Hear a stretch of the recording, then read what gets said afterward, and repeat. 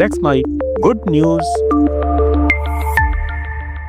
Let's make good news के साथ मैं विपिन शर्मा। आइए इस इरा सिंगल की कहानी उन सभी युवाओं के लिए प्रेरणा है जो मुश्किलों से हार मान लेते हैं। मेरठ की रहने वाली इरा स्कोलियोसिस जैसी गंभीर बीमारी से जूझ रही थी, लेकिन उन्होंने अपनी पढ़ाई में कभी समझौता नहीं किया। बीटेक और एमबीए करने के बाद उन्होंने 3 बार यूपीएससी की परीक्षा पास की। पहले 2 बार उन्हें आईआरएस पद मिला, लेकिन 62% लोकोमोटर दिव्यांगता के कारण विभाग ने ज्वाइनिंग नहीं दी। इरा ने कानूनी लड़ाई लड़ी और जीत हासिल की। इसके बाद तीसरी बार यूपीएससी में टॉप करके देश की पहली दिव्यांग महिला आईएएस अधिकारी बनी।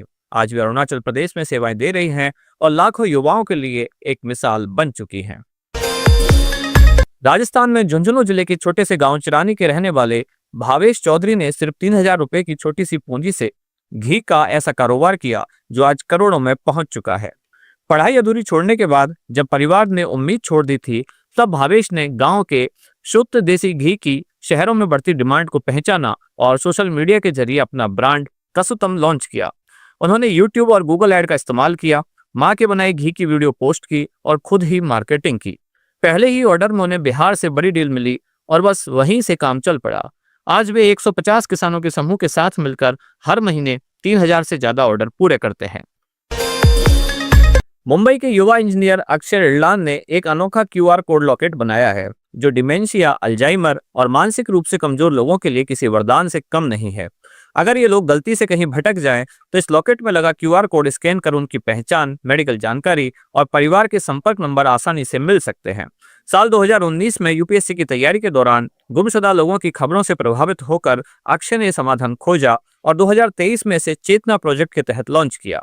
यह लॉकेट न सिर्फ बुजुर्गों बल्कि दिव्यांग बच्चों के लिए भी उपयोगी है। अक्षय इससे पहले स्ट्रीट डॉग्स के लिए भी ऐसा ही एक क्यूआर कोड बेल्ट बना चुके हैं। महाराष्ट्र के औरंगाबाद जिले के छोटे से गांव चिटे पिपल गांव के रहने वाले इंजीनियर योगेश गावड़े ने किसान पिता की दिक्कतों को समझकर ऐसा सस्ता और प्रभावी स्प्रे बनाया जो अब तक 4500 से अधिक छोटे किसानों की जिंदगी को आसान बना चुका है। इंजीनियरिंग के पहले साल में भाई को कीटनाशक जहर से प्रभावित होते देखकर पिता ने कहा था कि पढ़ाई कर रहे हो, किसानों के लिए कुछ करो। इस प्रेरणा पर योगेश ने हल्की व्हील वेस्ट स्प्रेइंग मशीन विकसित की जिससे भारी टैंक पीठ पर उठाने की जरूरत खत्म हो गई। पहली बार प्रदर्शन में ही 60 से अधिक ऑर्डर मिलने के बाद उन्होंने नियो फार्मटेक नाम से स्टार्टअप खोला। आज देश के 22 से ज्यादा राज्यों में यह स्प्रेयर बिक रहा है। बचपन से लोकोमोटर डिसेबिलिटी से जूझ रही नूर को लोगों ने कहा कि वह कुछ नहीं कर पाएगी, लेकिन 23 साल की उम्र में ही इन बातों को गलत साबित कर चुकी है। अलग शारीरिक बनावट और समाज की तानों भरी नजरों के बीच उन्होंने न सिर्फ बीकॉम की पढ़ाई पूरी की, बल्कि साल 2021 में अपनी इंटर्नशिप के स्टाइपेंड से कॉम्पो बाई नूर नाम से ऑनलाइन क्लोथिंग बिजनेस भी शुरू किया है। आर्थिक चुनौतियों और शारीरिक परेशानियों के बावजूद नूर ने हार नहीं मानी और आज कॉर्पोरेट नौकरी के साथ साथ एक सफल बिजनेस वुमन भी है। लेट्स माइक गुड न्यूज में फिलहाल इतना ही। जुड़े रहिए लेट्स माइक के साथ। आप सुन रहे थे let's make more than radio. Follow कीजिए हमें हमारे सोशल मीडिया प्लेटफॉर्म्स पर।